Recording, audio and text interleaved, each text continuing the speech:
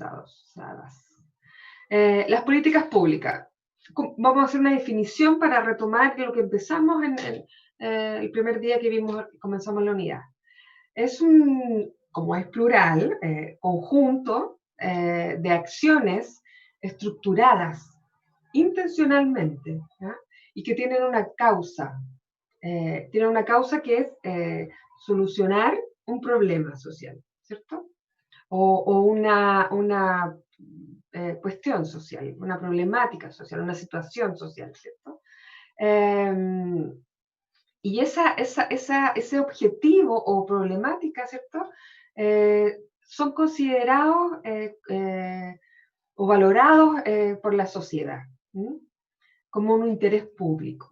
Yo les señalaba que las políticas públicas tiene que haber un problema, tiene que haber una identificación de solución al problema y tiene que pasar a la agenda pública, ¿cierto?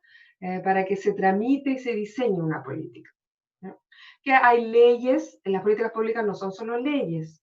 Las leyes también lo hacen desde el Congreso o hay presentaciones desde el Ejecutivo, ¿cierto? Pero también hay el Ejecutivo mismo, que administra el Estado, el gobierno, ¿cierto?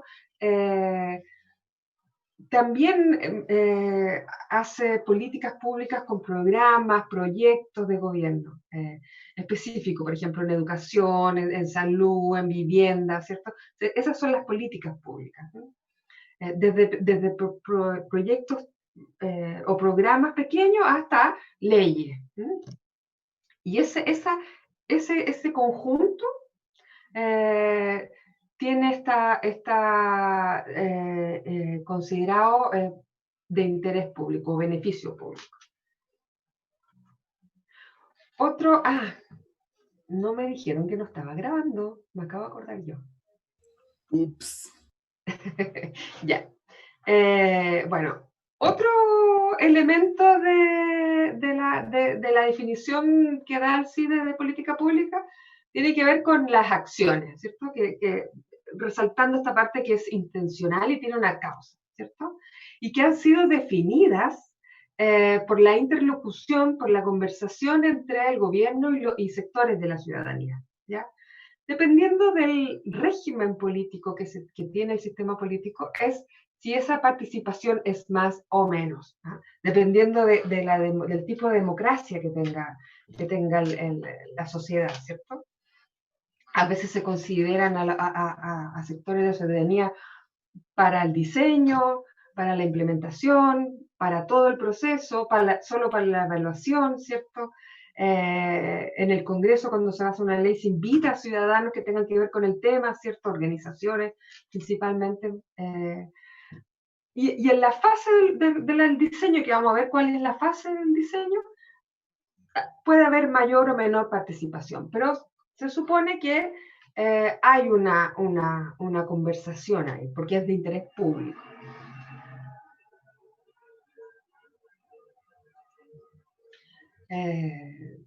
Las acciones son finalmente decididas, la decisión final son las autoridades que lo tomen. Hay algunos países que implementan algún tipo de plebiscito donde se diseñan.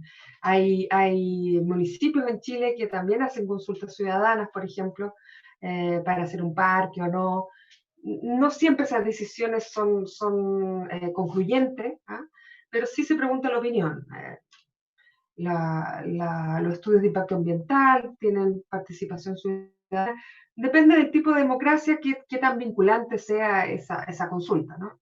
O plebiscito. Nosotros tenemos pocos plebiscitos en nuestra actual constitución. Las acciones entonces son ejecutadas por actores gubernamentales o por estos con alguna asociación de actores. Por ejemplo, normalmente cuando tienen que ver con economía, se establece con empresas, con microempresarios, depende del tema, cuando es con del trabajo, con organizaciones del trabajo, cuando es de educación, ¿cierto? Con el colegio de profesores. También depende de la democracia, como les decía, del sistema, del régimen político, y también depende del gobierno que esté. Hay gobiernos que propician más esto que otros otros que no tanto. Entonces, y todo esto da origen a un patrón de comportamiento entre el gobierno y la sociedad, ¿ya? Entonces, de acuerdo a esa democracia, ese tipo de democracia que se establece, en la forma y en el fondo. Las políticas públicas, entonces, son un curso de acción estable, definido por el gobierno, para resolver un área relevante de asuntos de interés público, en cuya definición en las actuales sociedades suelen también participar los actores de origen privado o la sociedad civil.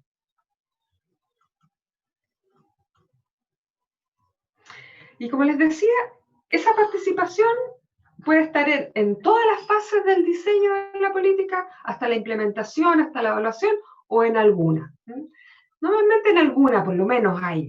Cualquier tipo de gobierno que hemos tenido, por lo menos en alguna de las etapas suele haber participación. En la percepción, entonces estas etapas están definidas por la percepción y definición del problema, la formulación de una solución o una acción de respuesta, la decisión, la toma de decisión final, si se hace o no se hace y cómo se hace, y por lo mismo quiénes la hacen, la implementación o puesta en la práctica de la política, la evaluación y el control de los efectos producidos, el mantenimiento y la revisión o terminación de la política, ¿ya? Y esto está explicado acá en este círculo de las políticas públicas, ¿cierto? Que tienen al menos estas 6 etapas. Desde la definición, la configuración de agenda, la formulación de las políticas, la adopción y legitimación de la política, la implementación política, la evaluación, ¿ya? Y es un círculo porque después de la evaluación puede haber una redefinición, y así va permanentemente. Hay ciertos temas, hay ciertas políticas que van constantemente reformulándose, ¿no? Y muchas veces depende, como es el gobierno que administra, muchas veces cambia el gobierno y cambia la política, ¿no? Lo que trae también como a veces hay temas que son poco sólidos en los países. En educación, nosotros vemos el Ministerio de Educación, el Mineduc, tiene una alta rotación de planes, de proyectos, de programas, y cada uno, como que cada gobierno quiere sacar su propio programa, su propia agenda. No sé, el gobierno anterior sacó este tema de la selección, de eliminar la selección, ¿cierto? Para entrar a los establecimientos. Este gobierno quiso eliminar eso, ¿cierto? Y proponer otra cosa, la LOCE, la LOGE, un montón de cosas que van cambiando constantemente y que como que cada gobierno quiere darle su sello. Y lo que hace es que se pierda un poco la continuidad del proceso, ¿ya? Este ciclo de política, este diagrama y lo que viene a continuación, está tomado de un texto que nos va a servir mucho, sobre todo para la tercera unidad, que tengo que socializarlo con ustedes. Voy a anotar acá porque yo pensé que era con link, porque normalmente pongo acá como un vínculo para llegar y no lo hice esta vez, se me fue. Lo tengo que hacer. Oh, Uh. qué poco profesional, profesor. No. Es que este lo vamos a usar más que nada en la otra vía. Porque este tiene que ver es una guía de la igualdad de género en políticas públicas y prácticas de la formación docente. Y se centra mucho en la formación docente, que es la tercera unidad, que vamos a hablar del sistema educativo, ¿ya? Vamos a centrarnos ahí. Ahora estamos hablando como en general, ¿cierto? Pero vamos a hablar en la segunda unidad, la tercera, perdón, tiene que ver con el sistema político, educativo. Y ahí ustedes van a analizar algún caso puntual. Bueno. Nosotros estuvimos hablando entonces de los derechos humanos, de la Declaración Universal de los Derechos Humanos, como el paraguas general, el paraguas como internacional más grande, de donde aparecen las políticas públicas, ¿ya? En donde se supone que todas las políticas deberían remitir hasta allá, ¿ya? Si lo miramos al revés, ¿cierto? De abajo hacia arriba. de arriba hacia abajo. Entonces está la Declaración Universal de los Derechos Humanos, están las convenciones regionales en políticas, en el escenario internacional, sobre todo desde las Naciones Unidas y sus derivados de organismos. Cuando hablan de regional, es por continente, ¿ya? Entonces, acá regional es el continente, cuando hablamos, por ejemplo, del continente americano, desde Canadá a Chile. Ya. Y eso se observa mucho, cuando dicen el enfoque regional, en estos términos es continental. ¿Ya? Se sabe después que, viene... ¿Perdón? se sabe que es así. En este contexto se sabe que regional es continental. Sí. Sí. A eso se están refiriendo. Después de esos instrumentos regionales, vienen los instrumentos nacionales, ¿cierto? Y luego las políticas, propiamente tal, derivadas de. Los instrumentos nacionales, el principal instrumento es la Constitución, ¿cierto? Y luego vienen las políticas propiamente tal, que derivan de la Constitución. Entonces, todo es una deriva, una bajada. Entonces, y si lo miramos al revés, como les decía, se supone que la política X tiene que estar en concordancia con la Constitución, si no sale el tiro el Tribunal Constitucional y todo lo que ya conocemos, ¿cierto? Y tiene que estar en concordancia con los organismos y con los convenios interamericanos y también la Declaración Universal de los Derechos Humanos. Y en ese entendido, ¿cierto? Si vamos a ver políticas de género nacionales, tenemos que entender de dónde vienen, ¿cierto? ¿Cuál es como el marco normativo que se llama la unidad, ¿cierto? El marco normativo, ¿cierto? El máximo es la Declaración Universal de Derechos Humanos que revisamos la semana pasada. Pero para pensarlo desde las políticas de género, o con enfoque de género, están dadas por una serie de convenciones y acuerdos internacionales que derivan de la declaración. ¿No? No hay ninguno que se escape de lo que dice la declaración. ¿No? Lo primero tiene que ver con la primera convención, la primera convención de temas de género, que como les decía al principio se hablaba de mujer directamente, no de género, es la Convención Interamericana, la Convención Regional, ya sabemos ya que estamos hablando de eso, pero de América, ¿cierto? La Convención Interregional sobre la concesión de los derechos civiles a las mujeres. En el mismo año de la declaración, ¿cierto? Se analiza que los Estados miembros de las Américas, la voluntad de otorgarle los mismos derechos civiles que están en la declaración a las mujeres, derechos que ya gozaban los hombres. ¿eh? Todo porque en el continente todavía, por ejemplo, había lugares que las mujeres no votaban. O en Chile, por ejemplo, se votaba para las presidenciales y no para, o al revés, se votaba para los alcaldes, ya no me acuerdo, qué mala, la profe no se acuerda, pero una de dos. Una de las elecciones sí se podía y en la otra no. Creo que alcalde sí, presidente no. ¿Alguien se acuerda? ¿Alguien se acuerda? No. ¿Sabe? Yo no. No. Para alcalde, profe. Para alcalde primero, ¿cierto? Sí, tiene sentido. Por una cosa local y por esta idea de la mujer doméstica, sí, y los alcaldes que tienen que ver con el espacio más doméstico, era así. Sí. Entonces, en ese año se establecen como acuerdo interamericano de otorgarle los mismos derechos civiles a las mujeres. Otra convención importantísima es la Conferencia Mundial de la Mujer, la primera, que es en México en 1975. Yo la clase pasada les hablaba de Beijing, pero esta es la primera. ¿no?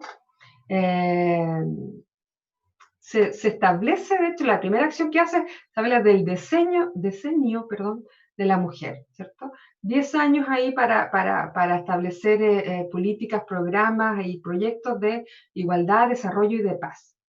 ¿Ya? Después de esa reunión, de la primera, vienen 3 más: Copenhague en el 80, Nairobi en el 85, Beijing en el 95, la primera de Beijing. En las que se redactan declaraciones, principios, documentos de acción, ¿cierto? Para establecer un marco normativo hacia la igualdad, ¿ya? De oportunidades entre los hombres y las mujeres, ¿ya? Y ese acuerdo fue firmándose progresivamente. Nuestro país, ustedes después van a, si les toca revisar esta, van a tener que ver cuándo firmó Chile esta declaración.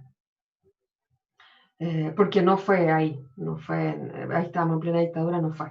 Eso es un adelanto, no fue ese año, fue después. Y acá tienen páginas web donde pueden consultar sobre esto y profundizar, si es necesario para su trabajo. La tercera convención es la Convención contra todas las formas de discriminación y contra la mujer, el CEDAW, ¿ya? No tiene como sigla en español, no se conoce mucho, no se ha establecido, se conoce la sigla en inglés, ¿ya? Y esta es contra todas las formas de discriminación, es en el año 79, ¿ya? Es uno de los más importantes porque el de 75 no lo firman muchos países al principio, y tampoco es vinculante. Este es vinculante, porque se refiere a que los países que ratifican el convenio tienen que cumplir las acciones, los acuerdos de la convención. Tiene vigencia en la actualidad, ¿cierto? Tiene un protocolo facultativo, entonces lo que se tiene que hacer, y tiene también medidas de revisión de cumplimiento. Hay como departamentos para las Américas, y en Chile también hay como un pequeño capítulo que está observando esto, ¿cierto? Si se cumplen o no se cumplen estos acuerdos en relación a esto. Entonces, eso ya es algo que no existía. Esto es como protocolo y como revisión del cumplimiento. El objetivo, entonces, es como su nombre lo dice, eliminar todas las formas de discriminación. Tiene 30 artículos y contempla una amplia gama de derechos y disposiciones de protección, ¿cierto? Legal. Que, igual que la Declaración de los Derechos Humanos, le da la responsabilidad al Estado para que garantice la abolición de cualquier forma de discriminación y que promueva la participación de las mujeres en los distintos ámbitos de la vida, en términos de igualdad de oportunidades con las mujeres. 79 estamos hablando, hace rato, y habría que observar el cumplimiento de los acuerdos, ¿no? En Chile, bueno, para hacer eso hay que mirar cuándo lo firmamos. La cuarta convención relacionada con este tema tiene que ver con la Convención Interamericana para prevenir, sancionar y erradicar la violencia contra la mujer.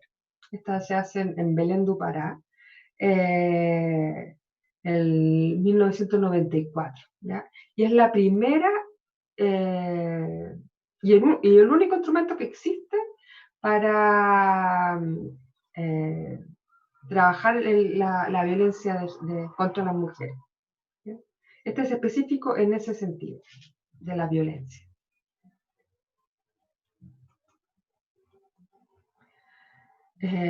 Finalmente, de la primera conferencia de México 75 de la mujer, ¿cierto? Resulta una declaración un poco más amplia, ¿cierto? Y una plataforma de acción que se denomina la Plataforma de Acción de Beijing, ¿ya?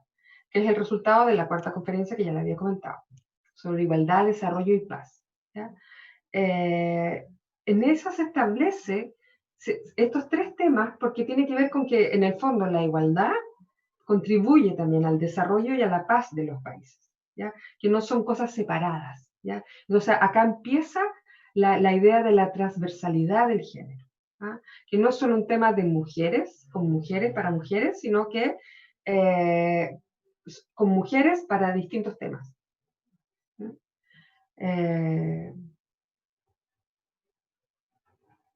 Entonces la declaración manifiesta preocupación por los problemas de desigualdad, ¿cierto? En esa fecha se observa en esta plataforma que sigue habiendo desigualdad y la idea es como generar instrumentos para que los compromisos se concreticen a través de estrategias globales y consensuadas. La plataforma presenta un análisis de los principales problemas, propone 12 áreas críticas y objetivos estratégicos para subsanar esas áreas críticas, ¿ya? Básicamente para mejorar las condiciones y posición de la mujer en el mundo mediante su empoderamiento, en la esfera de la vida pública y privada, en igualdad de género.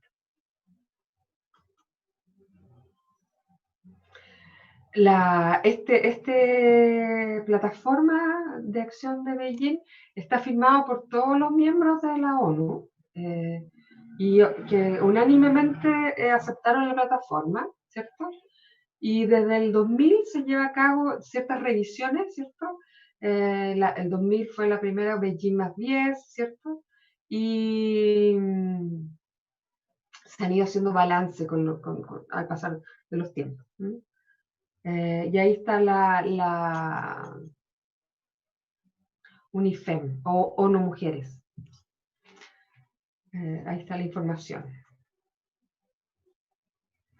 Además de estas 5 conferencias que vimos, que en realidad son 4 y una como una revisión, la de Beijing, la plataforma de Beijing, hay otras conferencias que se dan en la década de los 90, de diferentes temas que no son particularmente de mujeres, pero que se establece que el tema de género es transversal. Entonces, si vamos a tocar el tema de población, hay que incluir el tema de género. Si vamos a tocar el tema de medio ambiente, hay que incluir el tema de género.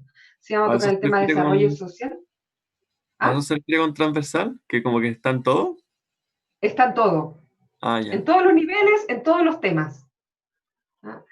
Porque no es solo el tema de género lo que se plantea, y lo vamos a reforzar más adelante, que no es solo un tema de las cosas que afectan a las mujeres. Afectan en distinta manera, hay cosas generales que afectan en distinta manera a hombres y a mujeres, y eso hay que considerarlo. No solo temas de mujeres, sino que hay otros temas, por ejemplo, el medio ambiente y desarrollo, afectan de manera diferente a las mujeres y a los hombres. Y eso hay que considerarlo. Las propuestas de solución, la mirada sobre esos problemas también es diferente. Y también hay que incluirla.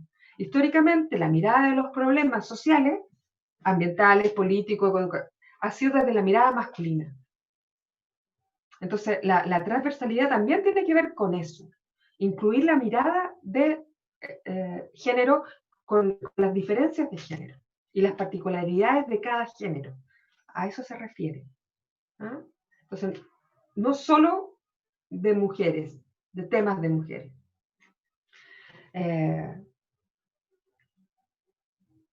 Porque la igualdad de género se considera, con estas seguidillas de convenciones que hubieron, se establece que la igualdad de género está intrínsecamente vinculada al desarrollo y a la paz del mundo. Sin eso no hay desarrollo real, sustentable, ni paz. ¿Ya? Hay que pensar que en esa época, hasta en los 90, el mundo como que se relajó un poquito, se acabó la Guerra Fría, los grandes conflictos bélicos se fueron bajando de intensidad, ¿cierto?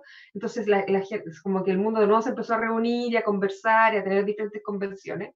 Y esta idea de que la paz, en momentos de guerra, las mujeres son las más afectadas, como daños colaterales de la guerra o daños civiles, ¿cierto? Son las mujeres las más afectadas por la violencia que sufren, ¿cierto? Y también porque son como trofeos de guerra, la violencia sexual que se usa también como arma de represión, qué sé yo, y a la vez son instrumentos de paz, o sea, como cuando se quiere pacificar un lugar, cuando se quiere como fomentar la paz, las mujeres también son las que tienen protagonismo en ese proceso. Entonces, como les decía, la transversalidad de género tiene que ver con eso, con que todos los temas tengan esa mirada, tengan la mirada de género, la otra perspectiva que estaba faltando, porque hasta ese momento teníamos solo la masculina. La Conferencia de Población y Desarrollo del Cairo, el 92, la Conferencia de Medio Ambiente y Desarrollo de Río, el mismo año, la Conferencia de Desarrollo Social de Copenhague, el 95, la Conferencia de Derechos Humanos de Viena, del 93, la Declaración sobre la Eliminación de la Violencia contra la Mujer en la Asamblea General de las Naciones Unidas. Se fijan que la primera convención sobre la violencia fue la interamericana. Nosotros fuimos primero. Nuestra región, nuestro continente. Después hubo una de la violencia general de las Naciones Unidas. Y ahí está la página web donde pueden encontrar esto.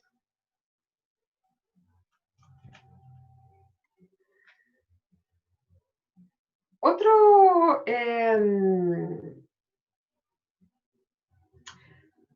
voy a preguntar, ¿alguien había escuchado alguna de las convenciones anteriores? ¿Tenía algún tipo de información? Yo no. Tampoco. Ok. Bueno, eso también es uno de los problemas con estas convenciones, que la ciudadanía no logra apoderarse de esto, ¿cierto? Como para demandar este tipo de cosas, porque la difusión llega hasta ciertos niveles nomás, no son masivas las conclusiones. Bueno, veíamos en el video sobre los derechos humanos que mucha gente que tú preguntas no sabes qué es, entonces tampoco saben de las convenciones, no saben de los acuerdos, entonces una manera como de empoderarse tiene que ver con conocer este tipo de cosas para poder exigirlas. Muchas veces se queda como en el ámbito académico o en el ámbito más militante. El tema de la conferencia de Río y todos los derivados de los pactos por el clima y todo eso, se queda como en el ambiente ecologista. Estas se quedan como en el ambiente más feminista, entonces no se ha expandido, no se ha socializado lo suficiente. Y eso quizás puede ser una de las explicaciones de por qué no se cumple tanto. Otro de estos acuerdos internacionales que se establecieron al alero de las Naciones Unidas es las metas del milenio, ¿ya? En el 2000 se establecieron diferentes metas por rubro, educación, salud, género y otras más, para cumplirse en el 2015. No se cumplieron y se han establecido se han reeditado, ¿no? Hasta el 2030, creo que se dio como otro plazo, ¿no? Hay algunos países que han cumplido algunas de los puntos, ¿no? Pero todavía en el mundo entero quedan muchos por no cumplir. Uno de los países que cumplió, por ejemplo, las metas sobre alfabetización es Cuba, por ejemplo.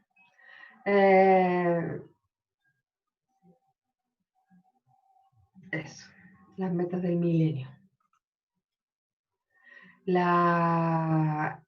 Dentro de las metas, la meta número 3 tiene que ver con género directamente, que es promover la igualdad de género y el empoderamiento de las mujeres, ¿ya? Y además, toda la declaración, todas las metas, se señala lo que decíamos recién de la transversalidad, ¿cierto?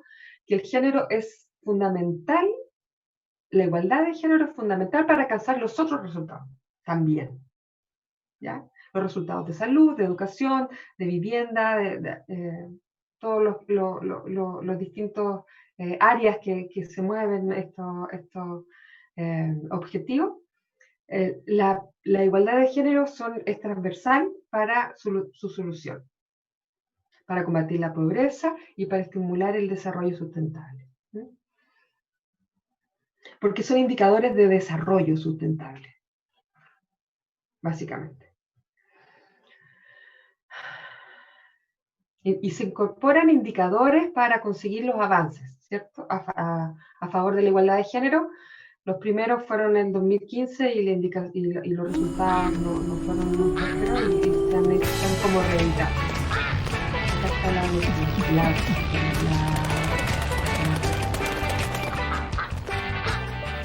Red Bull te da Otra alas. convención internacional es el denominado Consenso de Montevideo sobre Población y Desarrollo. ¿Ya? Este es regional. Profe, una pregunta súper ¿sí? cortita. Todas estas convenciones y estas reuniones internacionales son, ¿cómo decirlo?, televisadas. ¿Se pueden ver públicamente? Sí, tú puedes, por ejemplo, la de Beijing 95 no estoy segura, pero la después, como la revisión, Beijing más 5 y Beijing más 10, sí, tú puedes entrar a la página y están video grabadas las reuniones. Y están todos los acuerdos establecidos, las actas de las reuniones, todo eso se supone que es público, sí. Y cuando se hacen, o sea, cuando se van a hacer, se hace así como propaganda para que la gente sepa, se informa de que van a haber convenciones. Todavía muy en el mundo más académico, más como militante, no es tan masivo. Por ejemplo, la reunión que iba a ser el año pasado en Chile, que al final fue en España, sobre medio ambiente, la COP, que fue final en España. Igual nosotros supimos porque iba a ser acá. Y se cambió por el estallido social y qué sé yo. Por eso supieron. Por eso supimos, porque se va a hacer acá, normalmente donde se va a hacer. Estas convenciones también, por lo menos desde la del 90 para adelante, lo sé con conocimiento de causa, tienen conferencias de la sociedad civil en paralelo. Y esas también son súper interesantes. Están como la oficial, de los estados, ¿cierto? Pero a la vez hay organizaciones de la sociedad civil. Y depende de la voy a decir súper coloquial, depende de la onda, cuán involucrada la sociedad civil en lo oficial o cuán separada están las dos. A veces como son convenciones paralelas y a veces son complementarias. Comprendo. La de Río 92, yo estuve a punto de ir, pero no fui finalmente. Y ahí fue, por ejemplo, súper polar.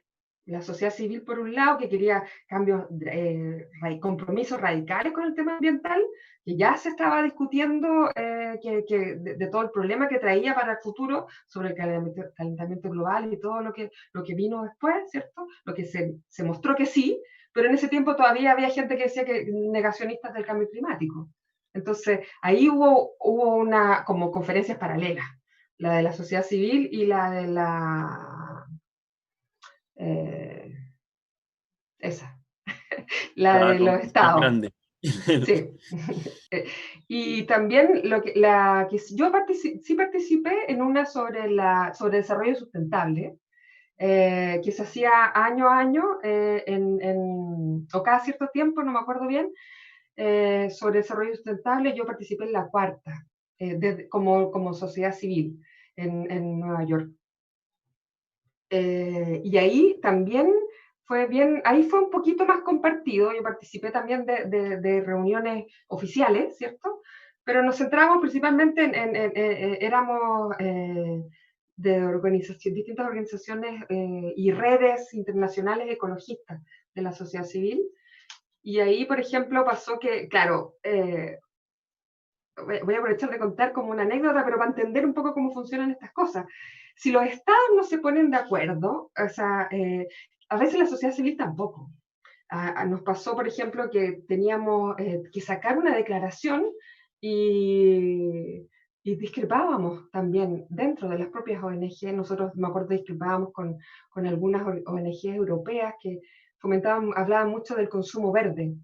Y nosotros que pertenecíamos a una red latinoamericana por un desarrollo sustentable, hablábamos de reducir el consumo. Entonces éramos un poco más radicales con la perspectiva. ¿Ah?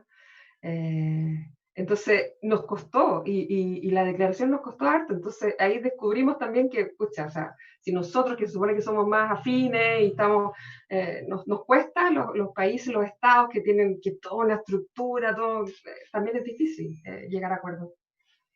Es ¿Consumo interesante. verde sería como consumo renovable? Claro, consumir productos orgánicos, consumir productos con bajo impacto ambiental, a eso se refiere. Vale.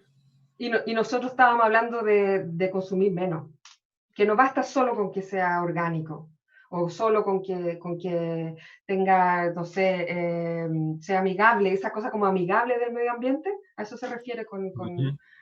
porque al final igual son desechos, igual es energía, igual hay energía para producir el producto y energía para reciclarlo. Entonces eso igual daña, finalmente. Sí, pues, claro. Pero ahí las palabras consumir menos juntas son alerta para todos los gobiernos. Sí, pues. Son Sí, un pues. problema para ellos. Uh-huh. Exacto. Y de hecho, bueno, una de las cosas que he estado pensando, que he estado reflexionando también todo este movimiento más global de medio ambiente o ecologista, después, ahora en la pandemia, es que la importancia del crecimiento, del desarrollo sin crecimiento. Y es como un poco, suena extraño, pero no se puede seguir creciendo. No hay tierra no hay planeta para eso, para seguir creciendo. En términos económicos, en términos de producción, de cantidad de producción. Tiene que haber una fase como de disminución y redistribución. Sí. De hecho, tiene sentido, pues yo creo que debería ser así, pues. Pero todos los países como que quieren crecer, crecer, crecer, crecer para como quedar mejor parado con los países vecinos, pues. Siempre está como Sí. la lista de qué país está más desarrollado. Y está la Y competencia ahí, pues. claro, y quizá habría que hablar de desarrollo de otra manera, porque el desarrollo sustentable que fue propuesto también de las Naciones Unidas tiene sus cosas que también son criticables, como que muchas cosas caben dentro. Se llaman desarrollo sustentable, minería sustentable, cuando los minerales no son productos renovables, o sea, no pueden ser sustentables si no son renovables, por ejemplo. Entonces, como que de este concepto aparecen muchas cosas. Bueno, pero en fin, eso.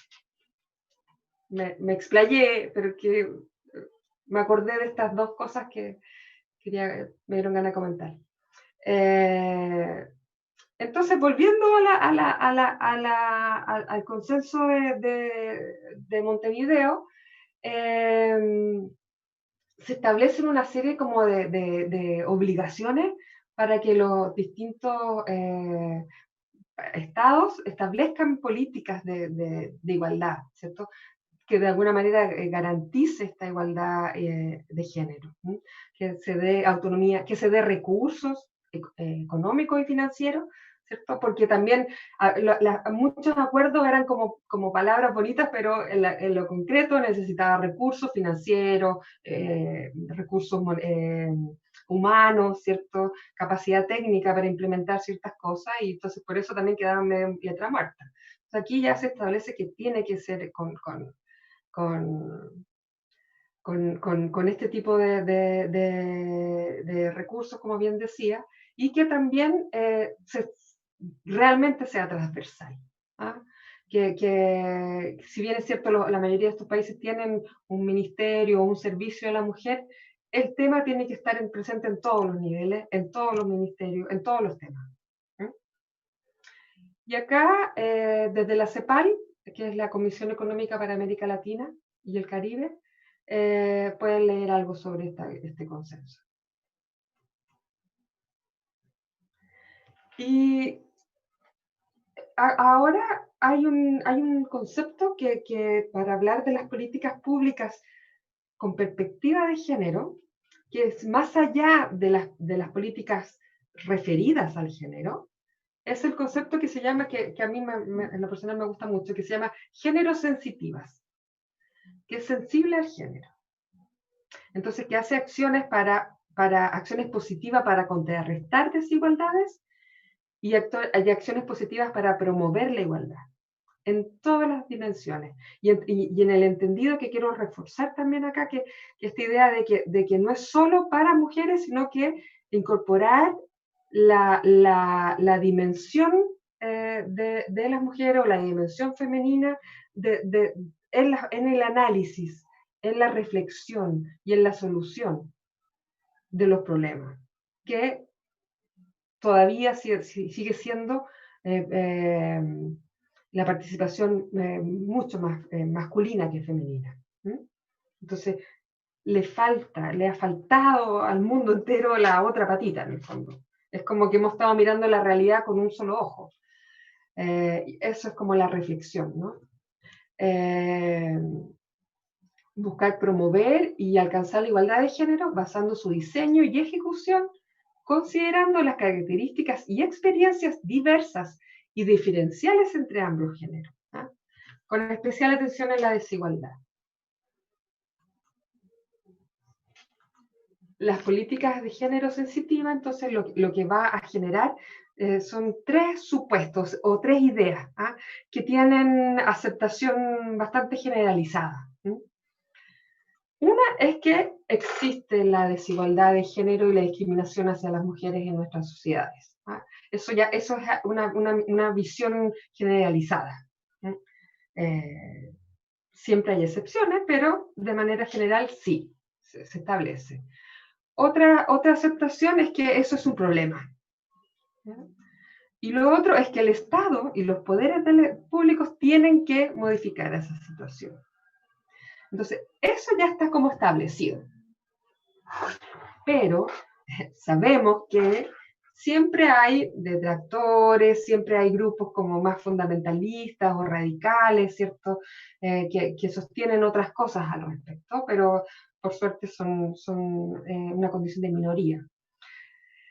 El problema es cuando esas minorías finalmente terminan como gobernando como en Brasil o en Estados Unidos. En Estados Unidos, no temas de género, pero sí Trump se salió del acuerdo por el clima, en donde el acuerdo por el clima tiene que ver con la disminución de los gases invernadero y donde Estados Unidos es el principal, uno de los principales junto con Japón, ¿cierto? En las emisiones, y si no está Estados Unidos, el resto de los países no es mucho lo que podemos bajarle al cambio climático.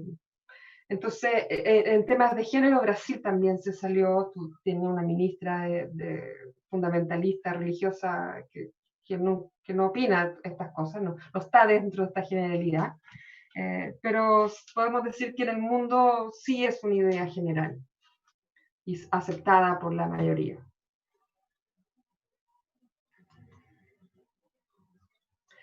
Y acá García Prince hace una definición que tiene que ver con lo que estoy resaltando, que es este género como unidad analítica y como mirada, como esta perspectiva de género en general, más que sobre el género, sino sobre la vida misma, que nos ha faltado como humanidad.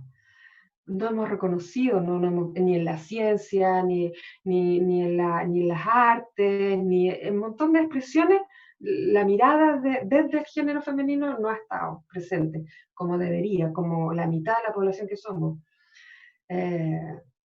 Las políticas de género sensitiva, entonces, buscan transformar el orden de género signado por la supremacía masculina, polivalente y multidimensional, para lograr en un horizonte que aún no vemos cercano, pero tampoco imposible, la simetría fundamentada en la equivalencia humana de ambos géneros, que sustenta la igualdad de derechos, que comporta tal equivalencia. O sea, la equivalencia entre los géneros, que no es la igualdad, es la igualdad de los derechos, ¿cierto? Para que haya una equivalencia, porque somos diferentes, femenino y masculino no somos iguales, ¿cierto? Hombres y mujeres, pero que seamos equivalentes. A eso se refiere con las políticas género-sensitivas. ¿Alguna pregunta de todo lo que hemos estado viendo? Yo no. Yo tampoco, profe. ¿Se entiende? ¿Se ha entendido? Sí, todo. Sí. ¿Hay alguien que no esté de acuerdo?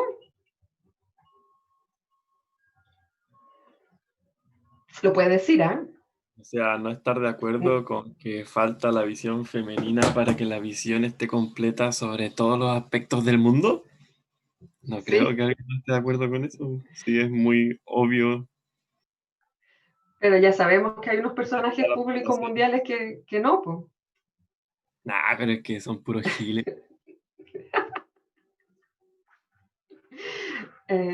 Muy bien dicho.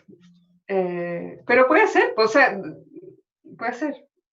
Y me gustaría que si alguien que lo conversáramos, porque también eso es lo importante es el dialogar al respecto. No, yo no quiero dar por hecho que ustedes también entienden esto así, pues. Porque esto es como la teoría, el consenso general, pero sabemos que en términos más particulares hay diferencias, hay discrepancias, en niveles más mínimos, sí. Por eso quería preguntar si había alguien que no estuviera de acuerdo, por ejemplo, con estos tres principios. Esa diferencia que usted está hablando ahora de la gente que cree que está mal, la gente que cree que está bien, que sí falta, yo creo que se da más por las brechas generacionales más que cualquier otra cosa. A Onda, ver, desarrolla la idea. como por ejemplo acá con mi curso, yo sé que todos estamos de acuerdo con lo que usted está diciendo y empatizamos con eso. Pero quizás nuestros padres no, o nuestros abuelos. Mm. Y es por eso, pues, o sea, en el fondo, la gente que gobierna, la gente que hace estas reuniones internacionales son pura gente mayor. Uh-huh.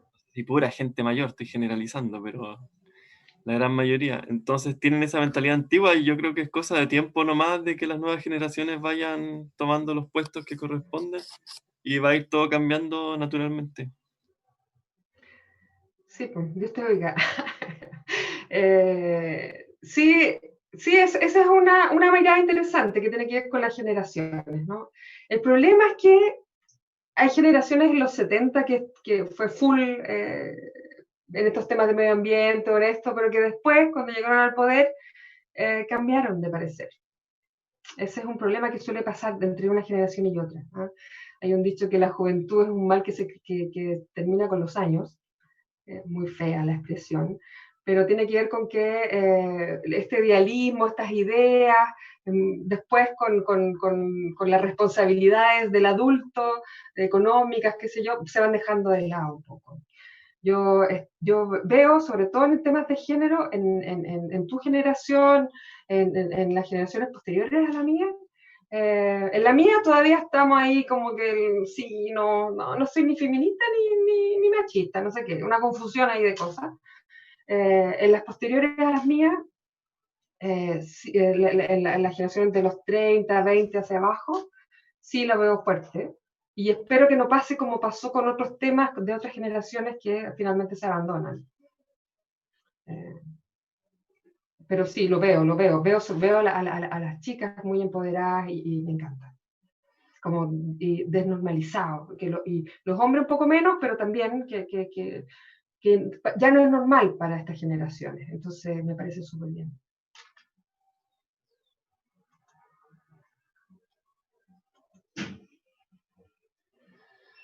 Entonces, las políticas de género sensitiva también tienen que ver, están dentro del paraguas de la inclusión también, ¿ah? Inclusivas en el amplio aspecto de la palabra, también pensando en la diversidad o la divergencia sexual, que es un poco más radical que la diversidad sexual, ¿cierto? La diversidad tiene que ver con las diferencias de los tipos de orientaciones, de los tipos, pero más clásicos, por ejemplo, orientación La diversidad clásica tiene que ver con homosexual, bisexual, hetero. La disidencia tiene que ver con todo lo otro, que asexual, pansexual, todos los otros que han aparecido, que no aparecido, existen desde antes, pero se han conceptualizado, ¿cierto? Las expresiones de género, ¿cierto? Que ya no es solo femenino y masculino, la disidencia tiene que ver con lo queer, con lo andrógeno, todo lo otro, que es disidente en relación a que se opone a lo binario.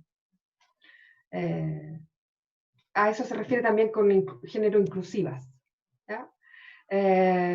Y como decíamos, que han cobrado la aceptación internacional en las políticas, ¿cierto? Entendiéndolo como fundamental para el desarrollo democrático, para el desarrollo sostenible y para la paz.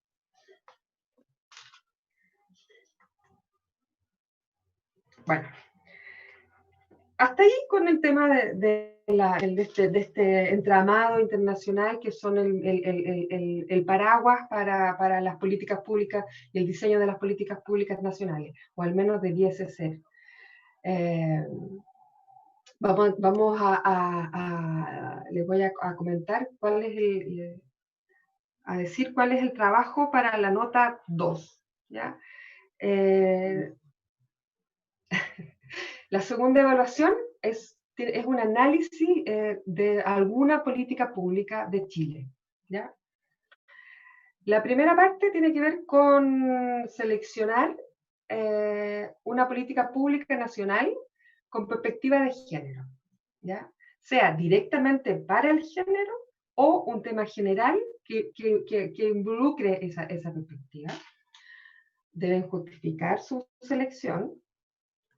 2, identificar bajo qué marco normativo internacional o internacionales se inscribe esa política, ¿cierto?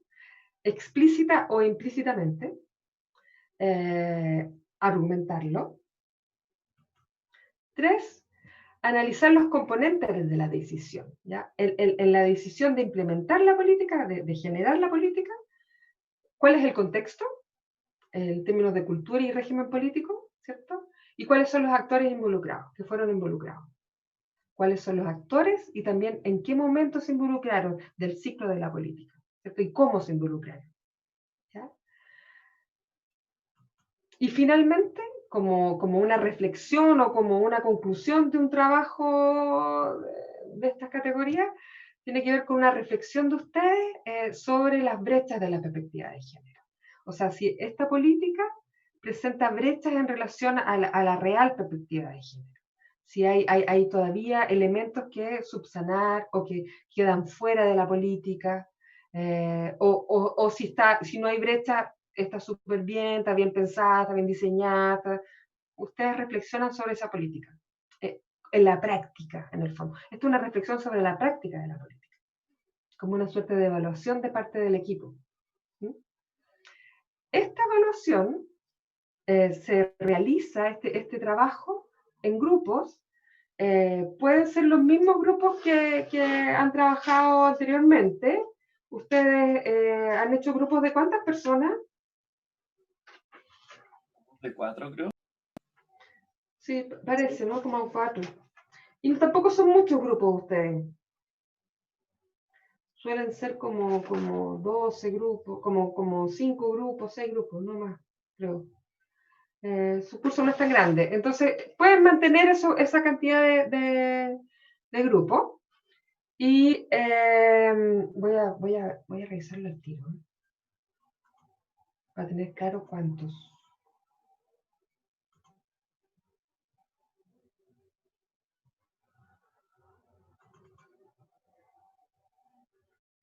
Voy a fijar en el último que hicieron. Sí, 4 grupos. Está bien.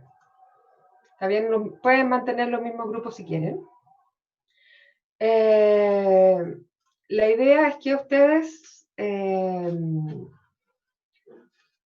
lo que tienen que entregarme es una presentación del trabajo. No me tienen que entregar un trabajo. Tienen que preparar una PPT, una presentación de PowerPoint, o también quizás si quieren hacerlo con otra tecnología, no sé, un Prezi o algo como más mapa conceptual, no sé, no sé si tendría mucho sentido, pero podría ser una presentación, como si fuera una disertación, pero grabada. En PowerPoint se puede grabar directamente desde la presentación. Se pueden establecer, por ejemplo, por una persona una parte, otra persona otra, y después juntan la grabación. O también puede ser en este mismo Zoom, que pueden Profesora, hablar las 4 personas espera un poquito, y de ahí grabarla. Porque no vamos a tener el tiempo para que ustedes lo presenten directamente, y además que muchas veces hay problemas de conexión, no todos tienen conexión, entonces como van a tener un tiempo para hacerlo, la idea es que lo que yo voy a evaluar es la presentación de ustedes en un video. ¿Mm? ¿tiene que salir nuestra cara o solo nuestra voz? ¿Me escucha? Sí, te escucho, estoy pensando. Ah, ya. Es que a veces me falla el audio. Por eso. Sí, sí te escucho. Ah, ya. Lo estoy, Que a idealmente veces la se cara. pone el cuadrito chiquito en la cara, Sí, pero sí, se puede en algunos PowerPoint nomás porque son como las versiones más actualizadas, creo. O si claro. no, tendría que ser por Zoom, no sé, ahí veo. Idealmente. Ya. Lo que pasa es que, claro, lo pensé siempre con la camarita, pero claro, si tienen otro PowerPoint más antiguo, sería solo la voz. La rúbrica va a estar considerada con video.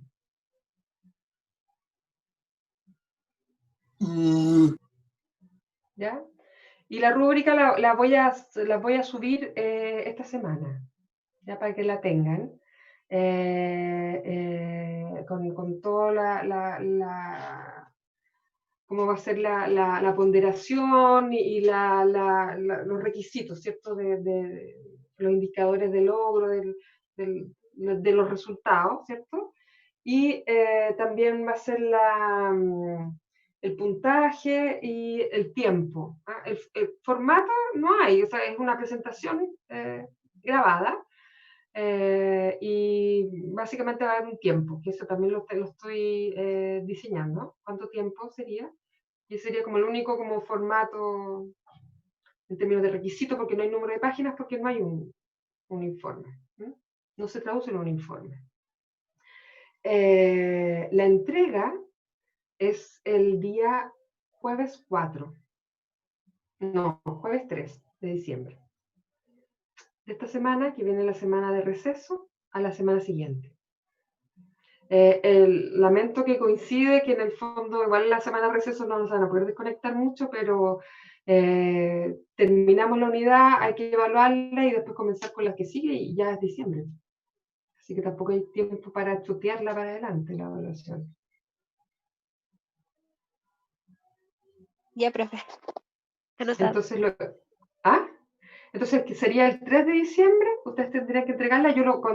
Como los trabajos que han hecho como trabajo autónomo, ¿cierto? Se sube ahí donde está la tarea, que esta vez sí es evaluado, porque es la segunda evaluación, ¿cierto? Del trabajo. Y después vamos cuando yo las evalúe y revise, vamos después a socializarlas entre todos y todas. ¿Mm? Como son poquitos grupos, sería bueno que no se repitieran las políticas. Si ustedes se pueden poner, son un grupo pequeño, son un curso que no es muy grande, yo creo que pueden lograrse poner de acuerdo de hablar políticas diferentes. Ok. ¿Ya? Y claro, porque si se repiten, ahí yo va a hacer una revisión mucho más exhaustiva y comparando. No me parece bien. Eso. ¿Alguna pregunta de la evaluación? De todas maneras, este jueves que viene, nosotros, con ustedes son los jueves, ¿cierto? Sí. Sí, los jueves en la tarde. Voy a tener abierto el Zoom también, como siempre, pero esta vez va a ser para la consulta sobre el trabajo. Si los grupos ya buscaron alguna política y quieren mi opinión o quieren preguntar algo sobre la forma, el fondo, me lo pueden hacer. Claro.